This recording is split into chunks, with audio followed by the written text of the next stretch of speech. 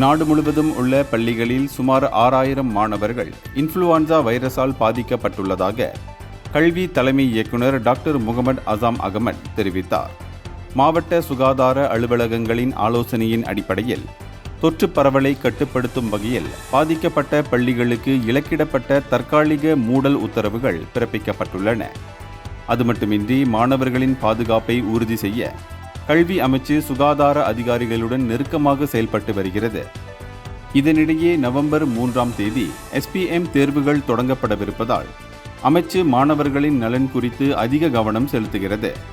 இந்த தொற்று ஒரே பகுதியில் குவிந்து விடாமல் பல மாநிலங்களில் பரவி இருந்தாலும் தேர்வுகளுக்காக பொறுப்பான அதிகாரிகளை அமைச்சு தயார் நிலையில் வைத்துள்ளது.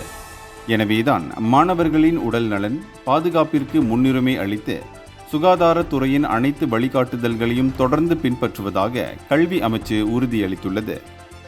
இந்தியர்களின் இதய குரல் மக்களோசை.